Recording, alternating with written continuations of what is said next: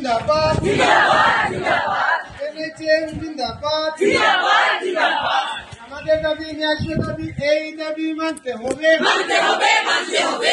শিশুকে সঠিক শিক্ষা দিতে যোগাযোগ করুন আদর্শ Vidyaniketan English medium school, college road, Hailakandi. আমাদের দাবি ন্যায্য দাবি এই দাবি মানতে হবে মানতে হবে মানতে হবে। স্কেল দিতে হবে দিতে হবে দিতে হবে। স্কেল দিতে হবে দিতে হবে।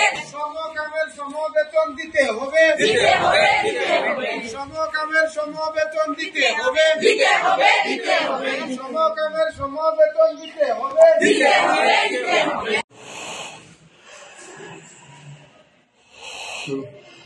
जिंदाबाद जिंदाबाद जिंदाबाद एनएचएम जिंदाबाद जिंदाबाद जिंदाबाद एनएचएम जिंदाबाद जिंदाबाद जिंदाबाद ব্যক্তিগত চাকরি হরিয়া যায় আর কিন্তু 2006-তে চাকরি হয়ে যাওয়ার পর থেকে কিন্তু আমরা এত বছর থেকে আমরা কোনো কিছু সরকার থেকে কোনো সুযোগ সুবিধা না পাই। আমরা বহুত কষ্ট করি, প্লাস করোনার সময় আমরা অনেক কষ্ট করছি, কিন্তু তাও আমরা সরকারে আশ্বাস দেওয়ার পর আমরা কোনো কিছু সরকার থেকে দাবি পাইছি না। প্লাস এখনও আমরা দেখুন একদম যা চাকরির দেখুন আর শেষের সময় হয়ে গেছে, কিন্তু তাও আমরা সরকার থেকে কোনো কিছু দাবি না পাইয়া আজকে আমরা এই আন্দোলনে নামতে বাধ্য হয়েছি, যার জন্য আমরা আর কোনো উপায় নাই। উপায় না পাইয়া আমরা এই আন্দোলন নামতে বাধ্য হয়েছি।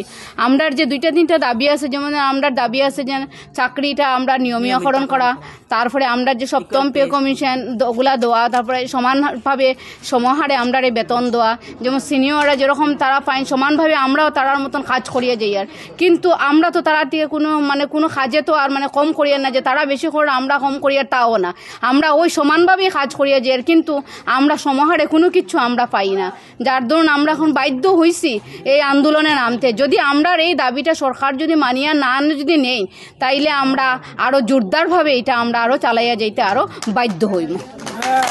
কৰ্মীবিলাকৰ মেইনলি হ'ল আমাৰ ঊৰ্ধ্বতম কৰ্তৃপক্ষ আৰু চৰকাৰ সকলোৱে আমাৰ দাবীবিলাক জানে, তাৰপিছতো গুৰুত্ব নিদিয়াৰ কাৰণে আমি বুজি পোৱা নাই। সেইকাৰণে আমাৰ কান্দিবলৈ জাগা নাই। আমি কাৰ তাত এতিয়া কান্দিম? আমি আমাৰ গাৰ্জেনবিলাকৰ ওচৰত কান্দিছোঁ, আমাৰ যিবিলাক অভাৱ অভিযোগ আছে সেইবিলাক জনাইছোঁ। আমি সংগঠন হিচাপে জনাইছোঁ, ব্যক্তিগত হিচাপেও জনাইছোঁ। আমাৰ যিবিলাক দাবী আছে সেইবিলাক পূৰণ কৰক। আমি ইচ্ছাকৃতভাৱে এই পেন ডাউন বা কৰ্মবিৰতি কৰিব বিচৰা নাই। আপোনালোকে যদি আমাৰ এই দাবীবিলাক যিবিলাক আমাৰ মেইনলি হ'ল চাকৰি ৰেগুলাৰাইজেশ্যন কৰা, আমাৰ কামৰ সমবেতন প্ৰদান কৰা, আৰু যিবিলাক সুবিধা আছে ৰেগুলাৰ কৰ্মী এজনে যিবিলাক সুবিধাবিলাক পায়, সুবিধাবিলাক পায়, সেইবিলাক আমাক দিয়ক। তেওঁলোকৰ যিটো আন্দোলন তেওঁলোকে সেইটো সুন্দৰৰূপে চলাই আছে, আৰু তেওঁলোকৰ যিটো প্ৰট'কল তেওঁলোকে আমাক ইমাৰ্জেঞ্চিত হেল্প কৰি আছে। আৰু তাৰ উপৰিও আমি যিখিনি দেখিছোঁ আমাৰ হস্পিটেলত NRSMৰ ষ্টাফটো বেছি ৰেগুলাৰ ষ্টাফতকৈ, গতিকে মোৰ 24/7 হস্পিটেলখন চলাবলৈ কিছু অসুবিধা এটা হৈছে। ফিল্ডৰ কামবিলাক ইমিউনাইজেশ্যনৰ যিবিলাক কাম আজি ইমিউনাইজেশ্যনৰ ডেট আছে, এইটোতো আজি তেওঁলোকে বন্ধ কৰি ৰাখিছে। কিছু এটা এফেক্ট হৈছে এইটো আন্দোলনৰ কাৰণে। ডেফিনেটলি ফিল্ডৰ কামখিনি অলপ স্থবিৰ হৈ যোৱাৰ নিচিনা এটা পৰিৱেশ সৃষ্টি হৈছে আজি, কিয়নো আমাৰ মেক্সিমাম ANM সকল আজি যিহেতুকে ইমিউনাইজেশ্যন ডে, সাব চেণ্টাৰবোৰত সৰু সৰু বাচ্চাসকলক ভেকচিনেশ্যন কৰা হয়।